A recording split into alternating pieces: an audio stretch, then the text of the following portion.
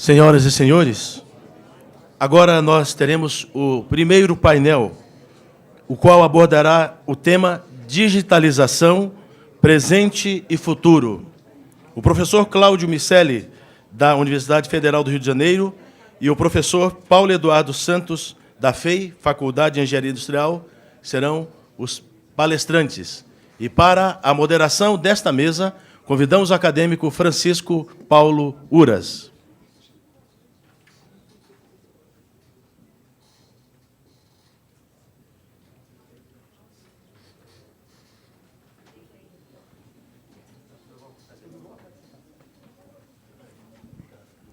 Começa comigo?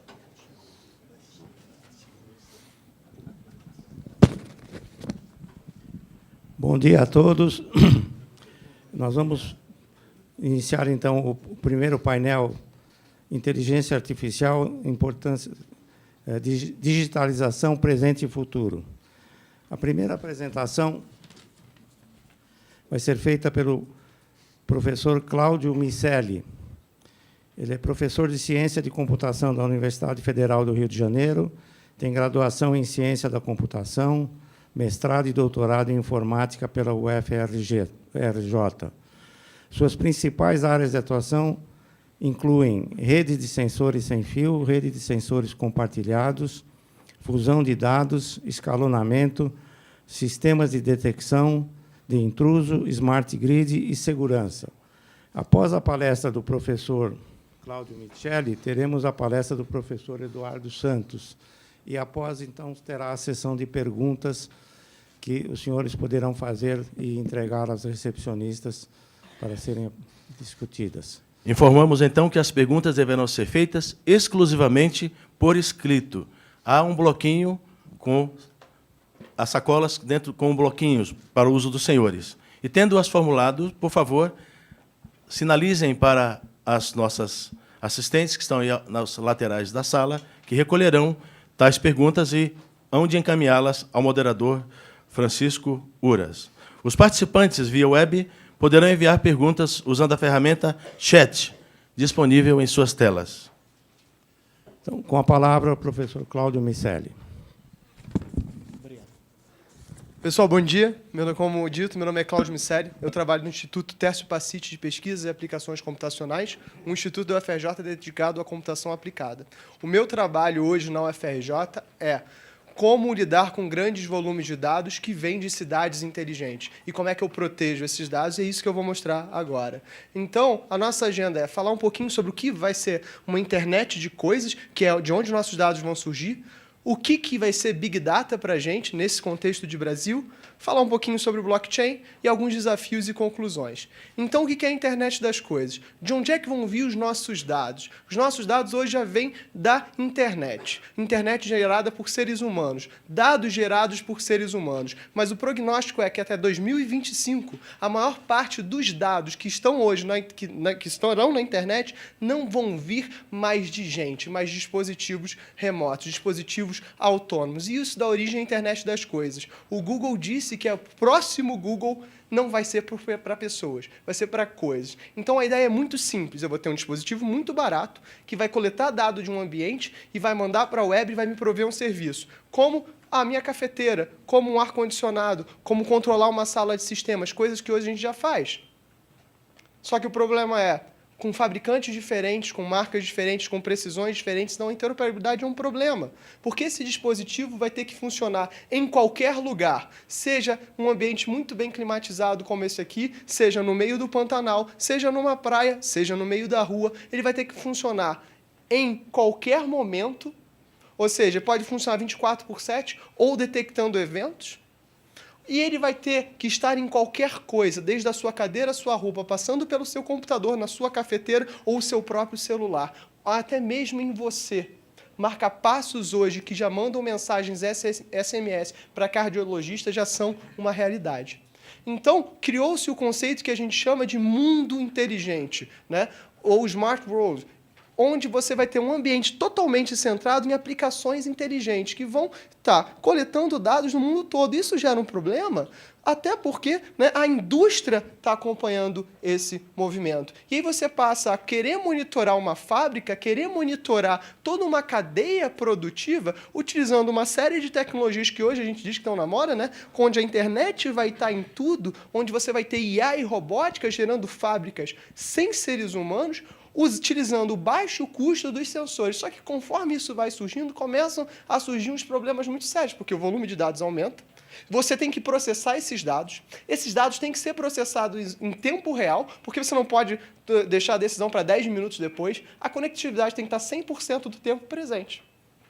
E aí você vai para uma realidade fabril, para uma realidade industrial, onde muitos dos protocolos de comunicação que já existiam nessa realidade existem há 20, 30 anos. Onde a realidade é que você vai numa máquina fabril, usuário e senha vão estar do lado, colados numa plaquinha, do lado da máquina ser utilizada. Que para um cara de computação, isso é um choque de realidade brutal.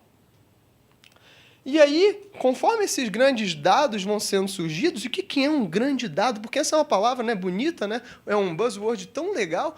O que é um Big Data? O que é um grande volume de dados? É qualquer dado que eu não consigo lidar. Bizarro, né? Como assim não consigo lidar com esse grande volume de dados? Às vezes eu não tenho capacidade de processamento, às vezes eu não tenho memória para lidar, às vezes eu não tenho onde armazenar esse dado. Então, o que é Big Data para o seu celular é completamente diferente do que é Big Data para um grande data center. O que é Big Data para uma rede de sensores é completamente diferente do que é Big Data para a nuvem. Então, não é uma questão de tamanho, mas do quão rápido eu consigo processar e dar uma resposta. Quando eu chego em IoT, que eu quero um dispositivo muito barato, para eu cobrir uma cidade como um todo, eu não estou falando coisas na ordem de centenas de dispositivos, nem na ordem de milhares de dispositivos. Eu estou falando da coisa na ordem de bilhões de dispositivos. A tendência é que eu tenha, em média, 5 dispositivos de IoT para cada metro quadrado da superfície da Terra. Se você para pensar o teu celular, hoje o teu celular já tem 4 placas de rede. Você tem uma placa de rede Wi-Fi, você já tem uma placa de rede para o teu 3G, você tem uma placa de rede para o teu Bluetooth. Se você usa Apple Pay, você já tem uma placa de rede embutida para fazer o pagamento de cartão de crédito. Conforme você vai tendo mais serviços, aumenta o número de dispositivos embutidos. E aí esse volume de dados aumenta. E aí, mais do que aumenta, como é que entra a qualidade nisso? Como é que eu garanto que essa informação é verdadeira? Alguns anos atrás, um shopping, né? Não vou citar nomes, teve um pequeno problema com o sistema de detecção de incêndio. Ele comprou um sistema de detecção de incêndio sueco. Esse sistema de detecção de incêndio sueco tinha uma regra base, que era a regra de escape. Qual era a regra de escape? Passou de 50 graus, é um incêndio com certeza. Existe uma região do Rio de Janeiro, de onde eu moro, que no verão é muito comum fazer 52. O que vocês acham que aconteceram quando o ar-condicionado quebrou? Ligou os sprinklers. Se vocês acham que eu estou mentindo, procura no Google. Vocês vão ver esse caso. Então, a nossa realidade brasileira tem condições climáticas, condições, né, sensoriais muito diferentes do resto do mundo. E como eu posso garantir que segurança é mais do que o cara vir atacar, o hacker vai lá no computador da casa dele, é garantir que esse meu dado ele é real, ele representa uma situação, que o meu software é consciente, que não é um erro processual, não foi o cara que errou na hora de digitar alguma coisa, e mesmo o atacante. Então, a gente está vendo várias notícias, né, de ataques. No ano passado, um dos maiores ataques à segurança surgiu usando um único modelo de câmera de um único fabricante. O ataque foi tão brutal que chegou ao que a gente chama de 1 terabyte por segundo de ataque. 1 terabyte foi capaz de bloquear uma das maiores telecoms americanas durante alguns minutos. Então, um modelo, imagina quando eu tiver realmente uma cidade coberta desse tipo de dispositivo. E aí que surge o blockchain. O blockchain não é uma bala de prata, eu vou falar um pouquinho mais sobre ele. Já adianto que ele não é a solução para todos os seus problemas. Se você está todo mundo está falando para você blockchain, que vai ser uma revolução, que vai mudar o mundo, vai, mas não dessa forma. O que é blockchain? Blockchain é uma série de tecnologias que a gente já usa há 30 anos, só que organizadas de uma forma inteligente, né? Ou seja, é uma base de dados resistente a modificações. Como eu vou fazer isso? Eu vou tentar descentralizar o máximo possível. Cláudio, não dá para fazer isso no Brasil. Concordo. Dessa forma que a gente vai estar fazendo geral, realmente não. Cada participante vai ter que manter a réplica dos dados. Então, qual é a ideia? Que, na verdade, toda vez que uma informação surge, eu replico para todos os participantes. Se eu quero verificar alguma coisa, essa informação ela é criptografada e replicada, eu, na verdade, pergunto por consenso. Galera, isso é verdade? A ideia é que eu tenha que fazer isso rápido bastante, né, e consiga replicar esse dado rápido bastante, de forma que todo mundo seja consciente. Cláudio, isso não existe. Existe. Existe para pequenas associações, existe para empresas, existe em escopos fechados, o que a gente chama de contratos inteligentes. Cláudio, isso não é feito. É feito sim. Na UFRJ, hoje, os formulários de paciente da odontologia, todos eles são contratos inteligentes, o que me dá, em tempo real, a garantia de cada um dos prontuários eletrônicos por quem fez, quando fez e como fez. Todas as alterações dentro de um princípio de blockchain.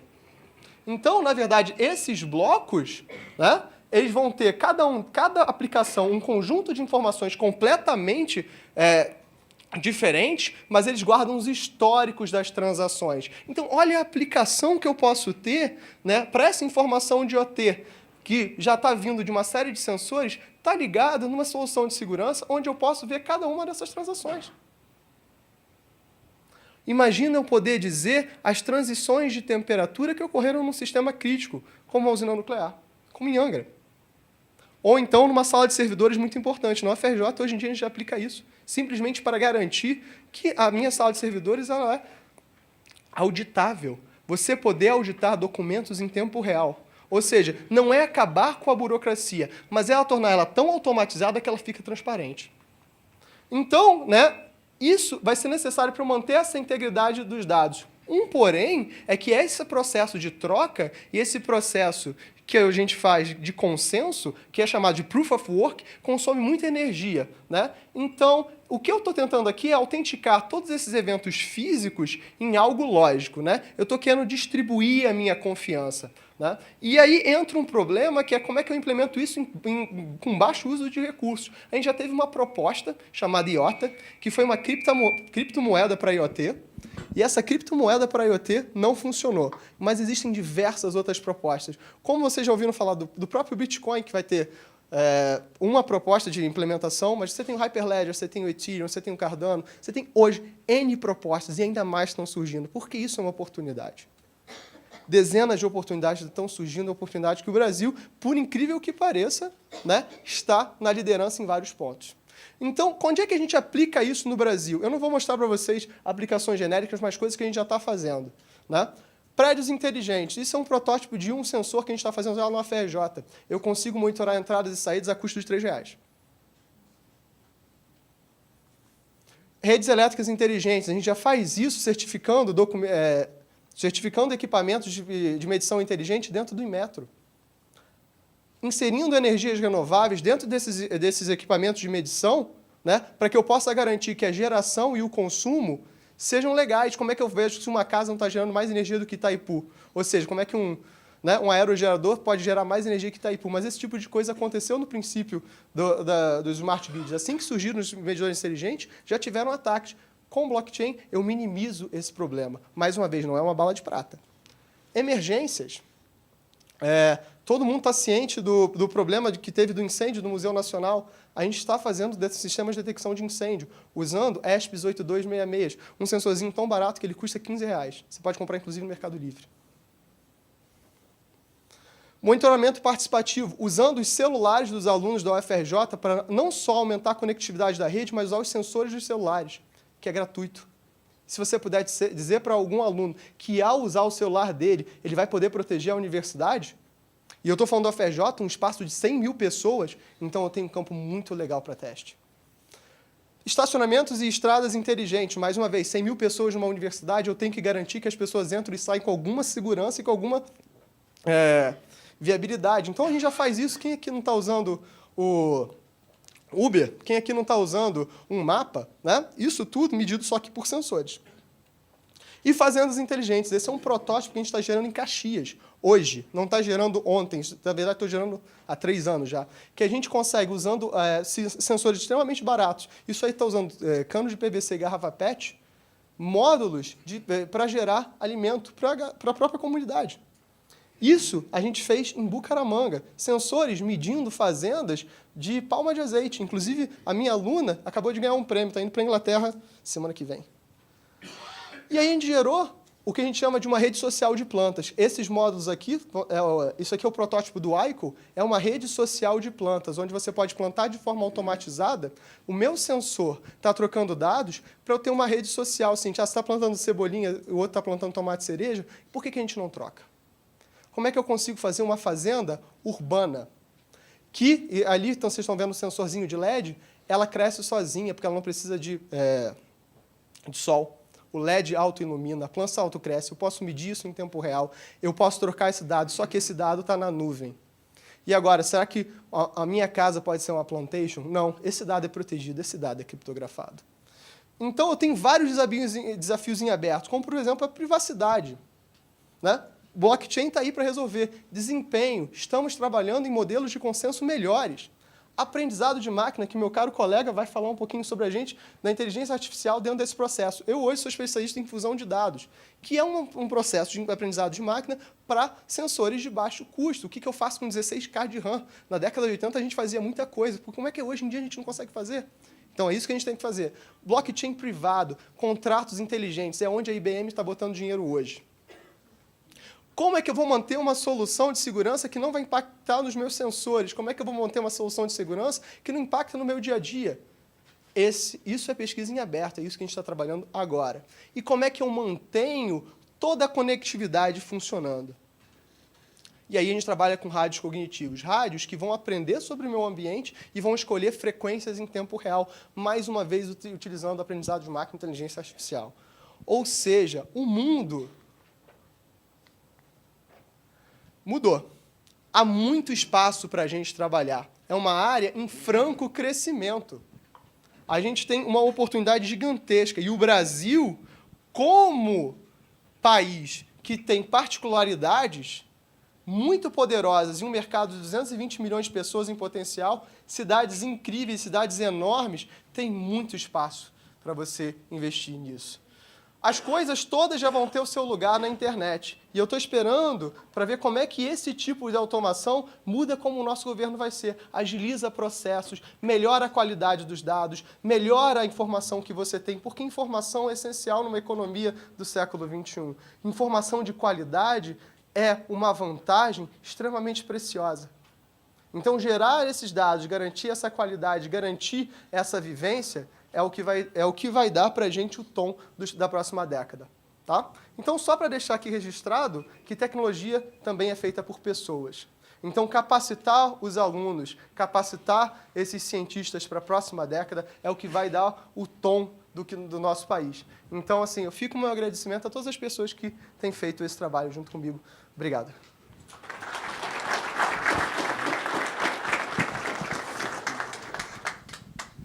Bom, após a palestra do Miceli, eu convido o professor Paulo Eduardo Santos. Ele é professor associado do Grupo de Inteligência Artificial no Grupo de Automação da FEI.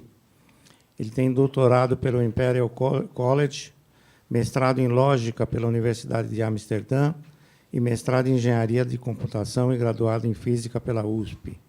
Então, com a palavra, o professor Paulo Eduardo. Obrigado pelo convite. Fui convidado a apresentar a palestra com o título Inteligência Artificial, Importância e Ameaças. No início eu pensei em mudar o nome Ameaças, não é? Porque ameaça parece um pouco maldoso, né? Há uma maldade. Mas eu não resisti à tentação de começar meu seminário com isso aqui, né?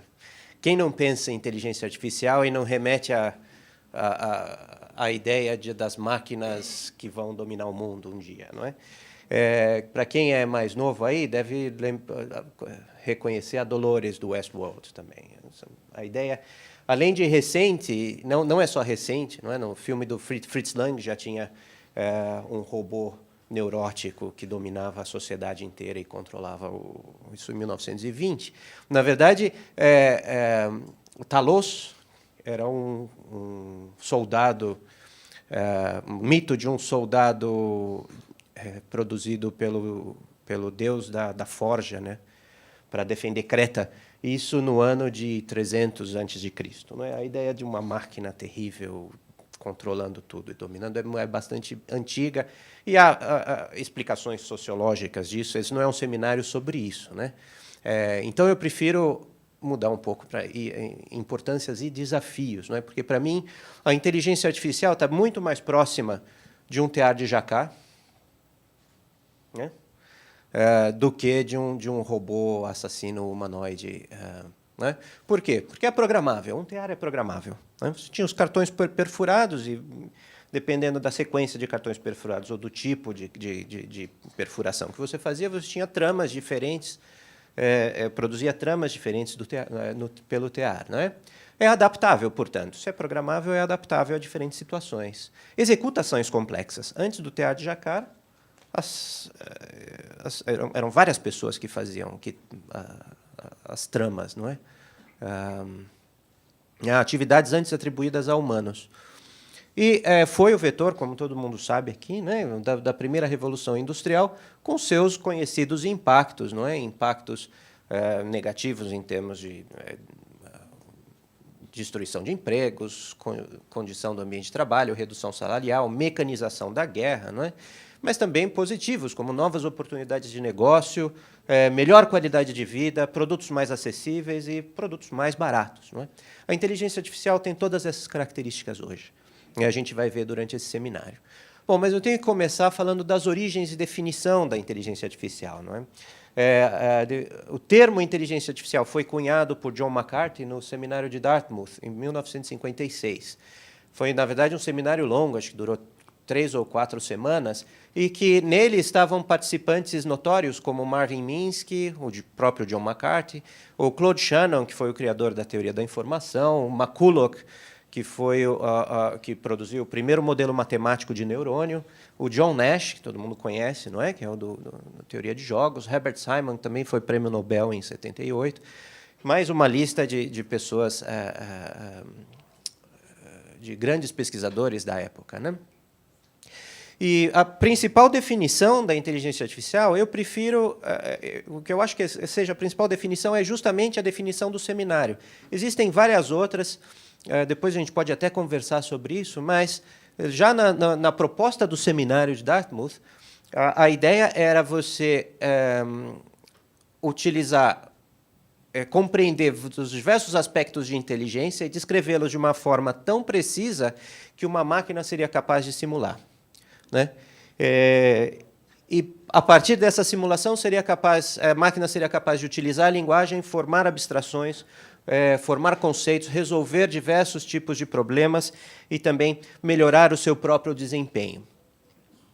E disso surgiram todas as diversas áreas de inteligência artificial. Elas já foram discutidas em 1956, hoje elas são realidade, né? Por exemplo, solução automática de problemas, representação de conhecimento, raciocínio automático e planejamento de ações, incluindo escalonamento também, não é? Raciocínio probabilístico, aprendizado de máquina, processamento de linguagem natural, entre outros. Né? Se pegar o livro a principal referência da área, que é o livro do Russell e Norvig, é um livro de 600 páginas, cada capítulo trata de uma área específica da inteligência artificial. Né? Bom, mas a IA, de fato, já está entre nós, e já está entre nós há muito tempo. Quem nunca usou o Google? Como seria a nossa vida sem o Google? O Google surgiu no Laboratório de Inteligência Artificial da Universidade de Stanford. Problema de busca por responder alguma questão, né? Era um problema de inteligência artificial que hoje está muito bem resolvido. E, a partir do Google, hoje a gente faz navegação via GPS, mensagem eletrônica, classificação de spam, e-commerce, etc. Outra ferramenta mais recente é o IBM Watson, que hoje tem sido utilizado para análise de dados, interação com humanos, avaliação de risco, sistema de recomendação, assistentes digitais, etc. Essas são 2 grandes empresas, mas existem milhares de outras empresas. Né? Esse slide aqui apresenta das várias empresas que trabalham nas diversas áreas de inteligência artificial, como, por exemplo, visão computacional, smart robots, controle por gestos, reconhecimento de fala, aprendizado de máquina, etc. Não? Reconhecimento de imagens, etc. Tá? é um bom investimento. Hoje, a gente tende a entender a inteligência artificial como se fosse sinônimo de aprendizado de máquina. Por quê? Porque aprendizado de máquina tem recebido grande parte dos investimentos. Se olhar esse gráfico aqui da Venture Scanner, um gráfico recente, né? O aprendizado de máquina e visão computacional, mas existe uma série de outras áreas da inteligência artificial aqui que ainda tem tido um investimento incipiente, tem potencial para grandes aplicações, né? E o histórico de investimentos tem sido, nos últimos 3 anos, tem uma derivada positiva aí, né? Esse é um fundo de AI robótica no Nasdaq. E é um fenômeno global, não é? Claro, acontece principalmente nos Estados Unidos, mas o Brasil não está muito fora aqui dos investimentos e do desenvolvimento de inteligência artificial. A China hoje é um grande jogador. Eles têm investido maciçamente em desenvolvimento de inteligência artificial. A FEI faz parte disso, né? Nós temos programa de mestrado e doutorado em visão computacional, processamento de imagem, representação de conhecimento e solução automática de problemas, aprendizado de máquina, robótica inteligente e interação humano-computador. Esses são alguns dos projetos que a gente tem desenvolvido, não é? A nossa plataforma de testes é, em geral, robôs que nós mesmos projetamos e construímos. A minha área em específica é raciocínio espacial e Cognitive Computing. E agora eu vou falar um pouco dos desafios da inteligência artificial, né? O óbvio é a extinção de atividades profissionais. A IA tem potencial para extinguir grande parte das atividades profissionais que existem hoje. Então, realmente substituir, né? Qual seria a consequência disso? Nós já tivemos movimentos, né, após a Revolução Industrial, são os movimentos luditas. Será que teremos um movimento ludita moderno? A tendência é que não, não é? Porque o que acontece é justamente o surgimento de novas oportunidades, novas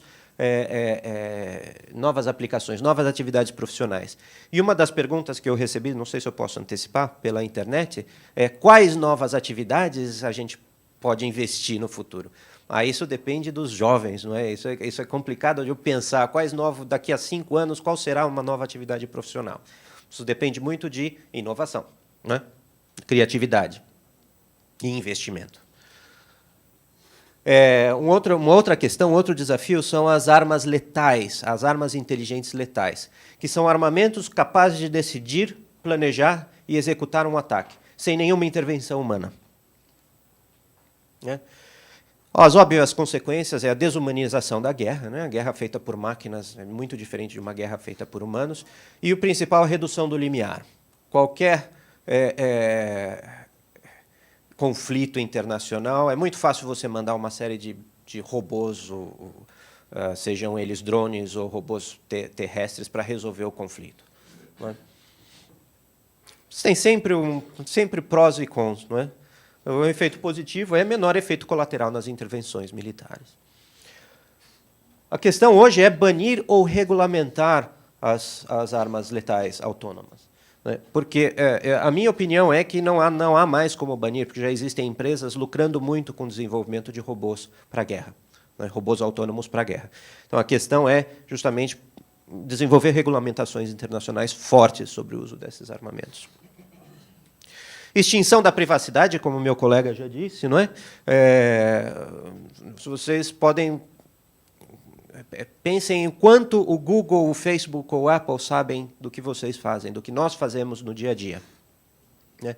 Eles sabem exatamente onde nós estivemos, utilizando o Google Maps ou Waze, quais aplicativos foram abertos e quando, todos os comentários deixados nas redes sociais, todos os vídeos vistos no YouTube e quando, todas as páginas do web visitadas e quando, né? Todas as mensagens ou arquivos se você usa o Gmail. Eles basicamente têm todo o conhecimento sobre tudo o que a gente faz no dia a dia. E eu acho que é tranquilo, desde que eles me indiquem produtos mais baratos que eu esteja interessado, né? Vocês já viram isso, né? Quando você clica lá na página do Estadão, vem uma coisa que você acabou de procurar. Falando, puxa, eu queria mesmo comprar aquilo. Eles sabem exatamente do seu histórico. O problema é que não é só isso, não é? Um dos grandes desafios atuais é justamente essa manipulação das opiniões, né? A gente viu há pouco tempo o caso do Facebook, do Cambridge Analytica, que, utilizando todo esse pool de informações disponíveis abertamente na internet, conseguiu mapear traços de personalidade e a partir do comportamento em redes sociais, e desenhar campanhas baseadas nisso, não é? A eleição presidencial americana, o Brexit, etc. Tem outros exemplos. Por conta disso, o Facebook perdeu 49 bilhões em valor de mercado na época, né? Esse artigo eu recomendo fortemente, é o artigo da revista Pesquisa FAPESP, número 266, que trata desse assunto e de outros assuntos relacionados à inteligência artificial. Outro desafio é o processo de decisão tendencioso e preconceituoso. O resultado de um algoritmo de aprendizado é, no máximo, tão bom quanto a qualidade dos seus dados, não é? O que significa? O algoritmo não inventa nada, ele simplesmente generaliza algo que você mostrou. Então, se você mostrou para o algoritmo dados tendenciosos, ele vai ter tendencioso. Ele vai ser tendencioso. Um exemplo disso é o Microsoft Typebot. Não sei se todos já ouviram falar, em 2016, apareceu em todas as mídias, né, que aprendeu a publicar tweets ofensivos e racistas. Esse algoritmo, esse agente, foi deixado no Twitter relacionando com pessoas, e os trolls da internet, né, os famosos trolls da internet, começaram a utilizar todo tipo de palavra de baixo calão e racistas e preconceituosos, e o algoritmo aprendeu a escrever comentários racistas. Mais recentemente, o programa de recrutamento automático da Amazon descobriu-se que ele penalizava aplicações de mulheres. Por quê? Porque ele foi baseado no histórico de contratações da Amazon. No histórico de 30 anos de contratações da Amazon. E mais importante, ainda mais complicado do que esses dois casos, é o caso do COMPAS, o Correctional Offender Management Profiling for Alternative Sanctions. É um sistema de inteligência artificial utilizado pelo Departamento Jurídico dos Estados Unidos para decidir sobre penas alternativas. E disso viu-se que acusados negros tinham... O algoritmo decidia que acusados negros tinham 77% mais probabilidade de serem classificados como reincidentes. Portanto, eles não mereceriam penas alternativas, né? Muito complicado. Conclusão. Bom, IA hoje atingiu a maturidade. Vemos e veremos cada vez mais aplicações de inteligência artificial nos próximos anos. Mas o desafio principal é o uso ético da tecnologia. É o uso ético. Há hoje iniciativas de auditorias públicas e testes externos de validação de algoritmos e de base de dados também, né? Todo algoritmo, isso não é ainda uma regra geral, mas é uma regra meio implícita, é que se o algoritmo vai ser utilizado abertamente pelo público, os dados em que ele foi desenvolvido, né, se for um algoritmo de aprendizado que generaliza, os dados utilizados no desenvolvimento devem ser validados externamente com relação a tendências, ou bias. Bom, e aí, para terminar, eu gostaria de retomar aí o apocalipse robótico, né, que a gente sempre tem em mente quando fala de inteligência artificial. Esse daqui é vou mostrar um vídeo daqui a pouco, depois eu vou pedir para o pessoal da cabine a clicar. É um vídeo do robô Atlas, da Boston Dynamics, financiado pela DARPA, né, que é a Agência de Defesa dos Estados Unidos. É o robô mais moderno que existe, é um robô humanoide. Então, ele faz diversas coisas, né, mas aqui eu vou mostrar um vídeo do estado da arte do apocalipse robótico, né? Ou seja, há maturidade, mas ainda há muito a ser desenvolvido. Okay. Agradeço e eu gostaria de agradecer FAPESP e IBM, que são os meus sponsors. Obrigado.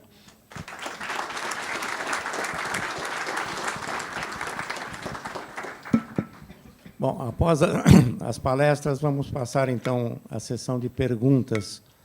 Eu gostaria de iniciar com uma pergunta para os dois palestrantes, que acho que é de interesse de todos. Foi ligeiramente abordado pelo professor Paulo, mas gostaria que se estendesse um pouco mais.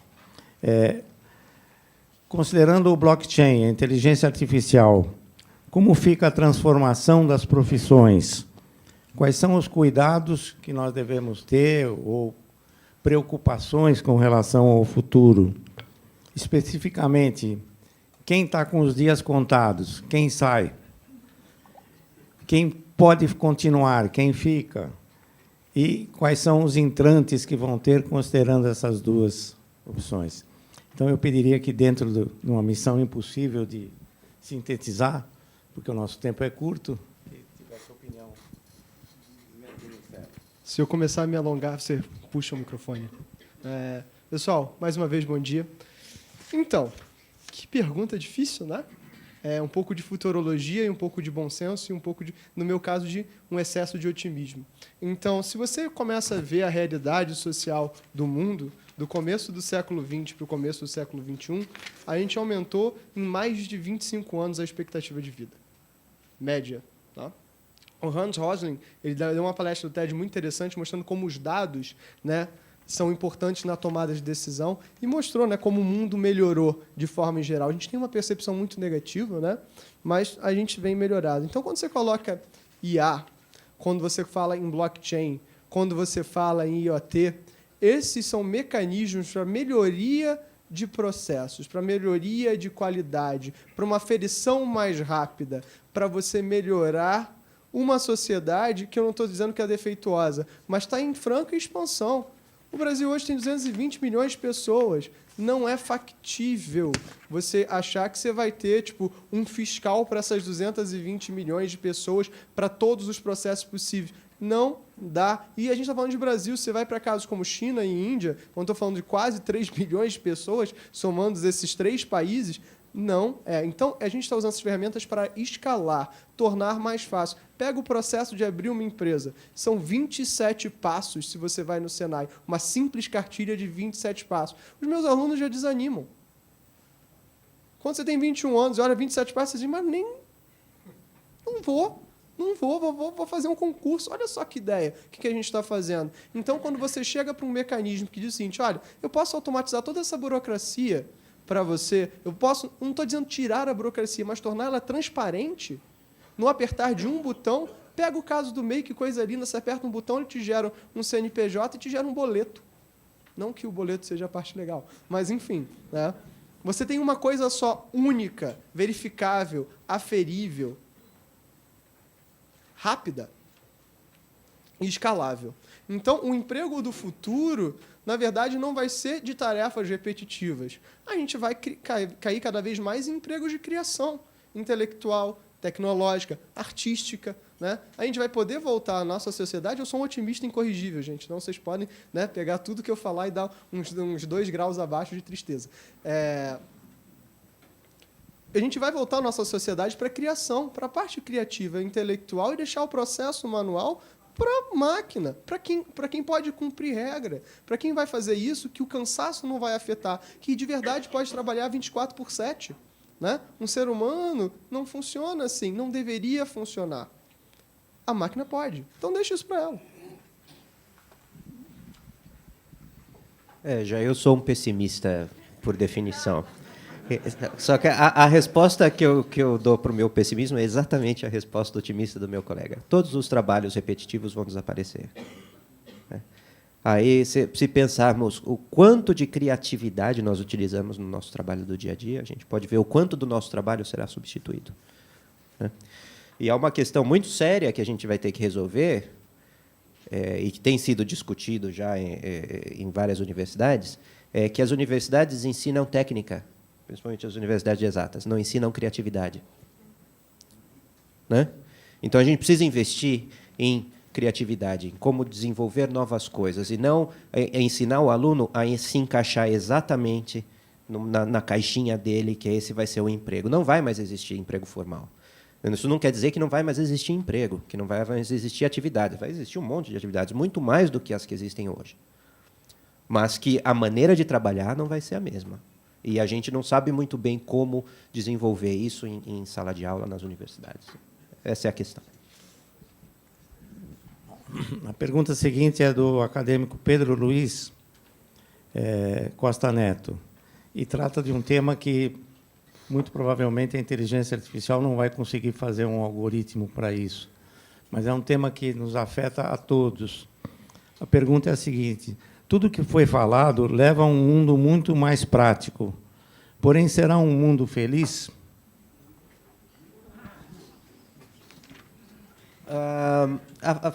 A felicidade, quem define são os jovens, né? Se a gente pegar... É comum eu ouvir dizer que quanto mais velho você fica, mais conservador você é. Por quê? Porque você quer que o mundo retorne à sua infância, a quando você era jovem. É natural. Porque você entendia tudo, você dominava tudo. Então, sim, vai ser um mundo tão feliz quanto é hoje. Porque quem define a felicidade é quem está vivendo no meio. E o meio é definido pelas novas coisas. Não é?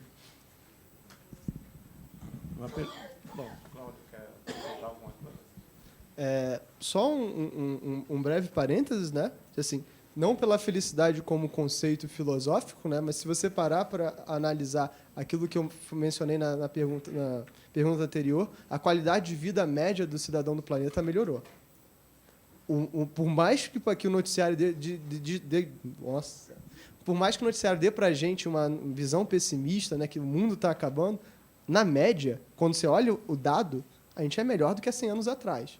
Então, a tendência, quanto mais tecnologia você tiver, melhor seja a qualidade de vida média do planeta.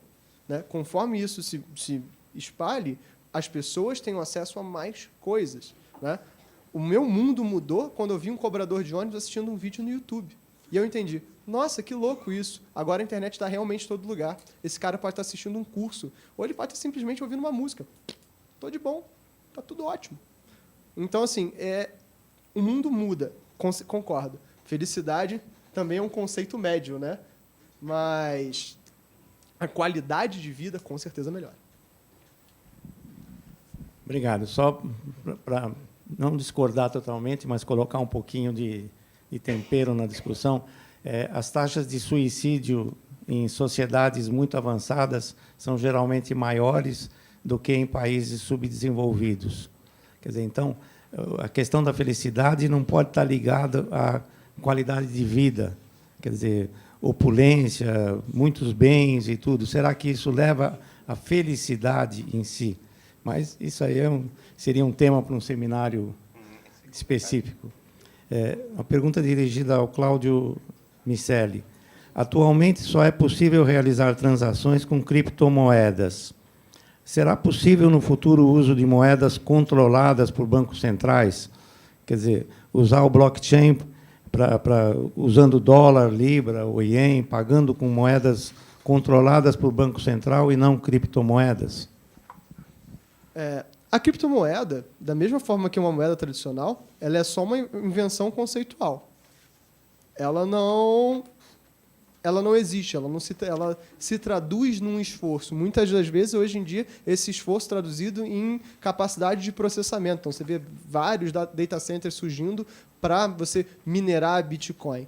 Então, do ponto de vista conceitual de troca de consenso de transação, sim, é possível que você tenha um banco central.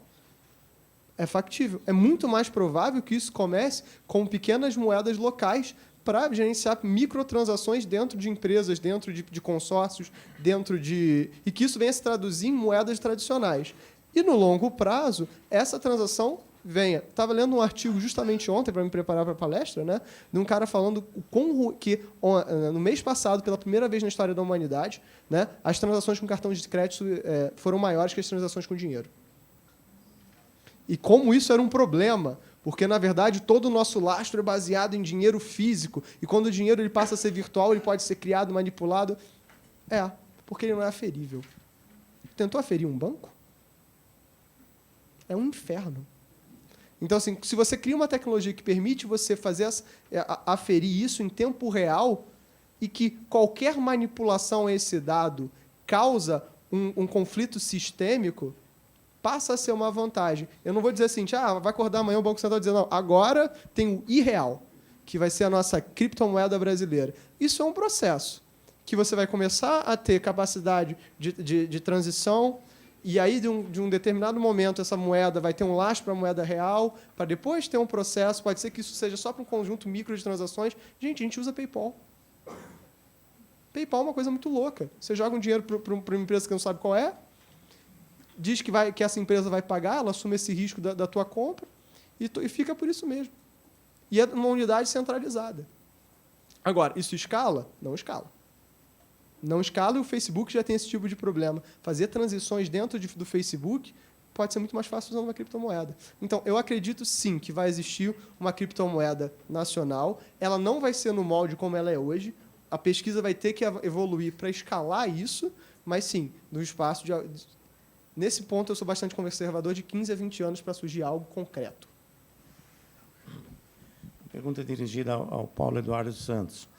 Pelos exemplos e a forma como é divulgada a inteligência artificial, ela está geralmente associada a robôs. Você mesmo apresentou vários casos aí com robôs. A pergunta é para você esclarecer melhor os conceitos de robô e inteligência artificial. Não é a mesma coisa, não são sinônimos. Mas a primeira coisa que vem à mente quando se fala em inteligência artificial é pensar no robô. Então, gostaria que você... A pergunta é dirigida para esclarecer esse tema. Aí a gente vai entrar na discussão filosófica, né? De por que a gente tem medo de algo que seja feito a nossa imagem e semelhança. Né? Não são robôs manipuladores que aparecem na mídia, nos filmes, são robôs humanoides. Né? A mesma história da Mary Shelley, Frankenstein era um humanoide, ele não era um animal, era um humano, um super-humano. Isso tem um pouco a ver com esse tipo de conto a gente encontra mais no Ocidente, né? Porque a história do Ocidente é uma história muito de o conquistador é mais forte que o conquistado, e quando o conquistador invade, ele acaba com o conquistado. Não é? Pode pegar Roma, depois os portugueses e os espanhóis na América, e etc. Né? Bom, isso explica, em partes, por que vende tanto a imagem de um humanoide mais inteligente, mais robusto e mais forte, dominando toda a humanidade. Não é? Agora, a diferença... O robô é como se fosse o computador. Né? Você pega o seu computador, sem software nenhum, ele não é nada, não faz nada. Né? A inteligência artificial seria o software, o sistema operacional, digamos assim, né? Para falar em termos mais gerais, né? Que vai fazer o computador funcionar. Acho que, basicamente, essa é a maneira mais simples que eu posso explicar. Agora, de outra maneira, o que é um programa de computador? Basicamente, é uma receita de bolo. É uma receita de bolo que quem vai executar é o sistema computacional ou robótico. Né? No caso da inteligência artificial, o termo inteligência artificial é muito carregado, porque trata de inteligência, que é uma propriedade humana, e algo que é artificial, que é não humano. Isso o próprio John McCarthy disse que o termo é equivocado e ele se arrepende, já morreu há alguns tempos, já se arrependia de tê-lo criado desta maneira. Ele devia ter chamado inteligência computacional. Tem uma característica própria. E eu, particularmente, eu não vejo um algoritmo de inteligência artificial muito diferente do que qualquer algoritmo. Quem diria... Eu acho que ninguém aqui, não sei se a não ser quem estudou um pouco de inteligência artificial, diria que o Google é um sistema de inteligência artificial. O buscador. Isso que a gente usa todo dia. Não é inteligente. Ele vai lá, pega uma coisa de bilhões, né, de uma quantidade imensa de dados, não estruturados, etc. Ele vai lá e encontra a sua resposta. Basicamente, é uma receita de bolo, é um algoritmo computacional. E, atualmente, esses algoritmos computacionais estão ganhando um grau de flexibilidade. Eles não funcionam mais dentro da caixinha que eles funcionavam antigamente, funcionando com o mesmo sistema, com o mesmo conjunto de dados. Eles vão resolver diversas outras tarefas, né? Cada vez mais tarefas que eram responsabilidades dos humanos. Né? Eu não sei se eu expliquei bem, mas... Uma pergunta dirigida ao Miceli, veio da internet, pede para comentar a Instrução Normativa 02/2018, é uma pergunta bem específica. Ela obriga que alimentos tenham rastreabilidade. Então, como é que fica isso no conceito de Big Data, blockchain? Essa pergunta é excelente, obrigado. Essa é realmente dos casos que eu falo de blockchain privado, que a gente chama de smart contracts. Né? Porque se você acaba gerando... Isso também é um problema da indústria de cerveja, né? E da indústria de bebidas em geral. Então, você pode estar utilizando um contrato inteligente para marcar cada um desses alimentos que você está gerando. Na verdade, ao gerar isso em cadeia, fazer com que a cadeia produtiva dependa do outro, você consegue criar uma linha de confiabilidade geral. Porque se algo some, se você gera mais, você gerou, isso vai ter que estar marcado no teu produto. Você consegue utilizar, né, contratos inteligentes para produtos de forma a você garantir você garantir não só a rastreabilidade, mas a confiabilidade da informação que está sendo passada para a Receita. Não tem como você fraudar, uma palavra forte. Ainda não se descobriu uma forma fácil de você fazer uma fraude sobre esse tipo de elemento. Qual é o problema disso? Mais uma vez, o custo de aferir ainda não é factível. Não é rápido o bastante, mas está se tornando, e muito, muito rápido. Tem um artigo de 2016 que estava dizendo que a cada mês, né, a capacidade computacional necessária para você fazer uma chain, né, de uma criptomoeda, de uma cadeia de blocos, caía pela metade. A cada mês, ou seja, tinha uma queda exponencial do que você necessitava. Vai ter um momento que isso vai estabilizar. Então, você utilizar essas tecnologias como blockchain num grande volume de dados são coisas que, em alguns poucos anos, e aí eu já sou bem... voltando a ser conservador, e sendo conservador, eu estou falando de 2 anos, se torna bastante factível. Como eu disse, eu já uso. Eu uso para um universo que eu faço prontuário odontológico. Ah, mas um dentista não faz mais do que 20 por dia. Mas eu estou falando de uma escola de odontologia. Eu estou falando de 600 alunos gerando diagnósticos por dia. Eu estou falando de alguns milhares de diagnósticos por dia e, sei lá, e ao longo de 2 anos, centenas de milhares de diagnósticos. Que antes eram tudo papel. Procura. Agora eu procuro em 30 segundos, porque minha base de dados está no computador velho. Se tivesse um computador bom, seria centésimos de segundo. Escala. Esse é um processo de escala. A gente não está fazendo isso porque quer dizer, eu estou fazendo isso porque é legal, mas o mundo não deveria fazer isso porque é legal. O mundo deveria fazer isso porque é prático, porque funciona. Bom, nosso tempo está chegando ao final, então vou fazer a última pergunta para os dois. Como o Big Data e a inteligência artificial impactarão o setor de saúde na próxima década? A minha primeira pergunta foi relativa à questão dos empregos, do futuro, de como viver. Agora, a saúde, acho que é a preocupação de todos também, principalmente com a idade. Então, a pergunta é como o Big Data e a inteligência artificial vão impactar esse setor. Vai ficar melhor para nós, mais experientes ou mais idosos? Vai ficar melhor para os jovens, para a garantia, para as doenças que não se consegue cura ainda? Isso eu não tenho dúvidas, né? O desenvolvimento nessa área, em grande parte, é financiado pela área de saúde, inteligência artificial e machine learning, em termos de descoberta de novos medicamentos, testes, simulações e a análise de grande quantidade de dados a partir de pacientes, do uso da medicação em diferentes populações. Isso a gente vai ter uma pesquisa muito mais precisa e desenvolvida de uma forma muito mais rápida do que antigamente, né? Fora toda a utilização de próteses, a gente sempre falei um pouco de robótica, um pouco de inteligência artificial. As próteses hoje são mecanismos robóticos, né? Com interfaces diretas, muitas das próteses têm interfaces diretas com o sistema nervoso. Não é direta, mas, enfim, ele consegue ler sinais elétricos do membro amputado.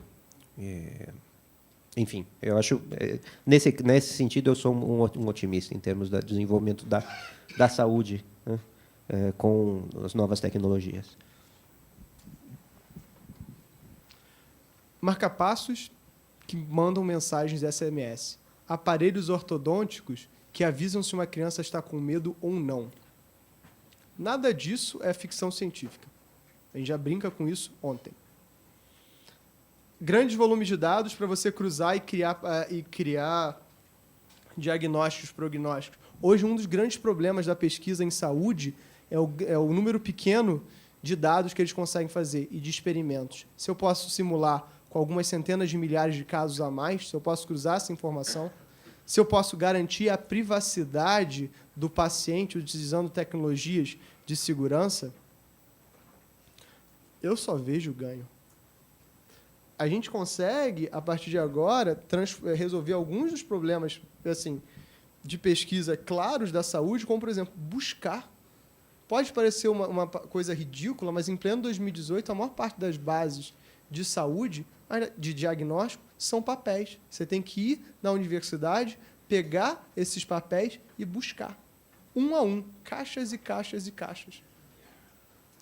Utilizando inteligência artificial, processamento de imagens, para você digitalizar esses prontuários e fazer extração de dados, num processo muito parecido com o que a gente já chama de web scraping, que a gente já faz isso com o Twitter, para análise de sentimento, para você, mas ao invés de análise de sentimento, análise de reação de medicamentos, análise de prognóstico, buscar pacientes que são similares em algum aspecto a outros pacientes, utilizando técnicas de clusterização, isso, concordo com o meu colega, vai melhorar em muito a pesquisa em saúde. Isso já está começando. Além das próteses, né, equipamentos do dia a dia. Quem aqui já teve que usar um holter? Que equipamento desagradável. E se o holter pudesse ser um adesivo na sua pele? Por que não? Né? E que já manda direto para o teu médico. Então, o teu médico, ele já consegue, o teu cardiologista já consegue, em tempo real, verificar o teu batimento cardíaco. Isso não é ficção. A gente já faz, a gente já consegue fazer.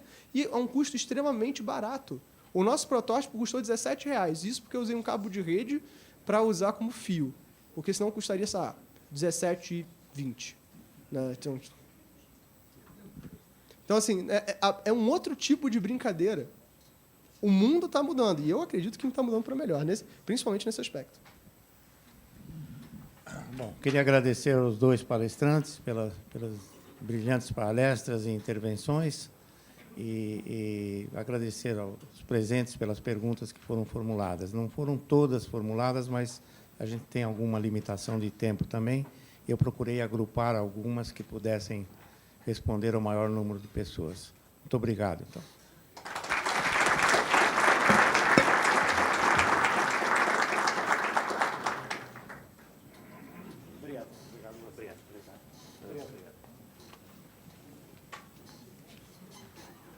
Agradecemos aos palestrantes e ao moderador.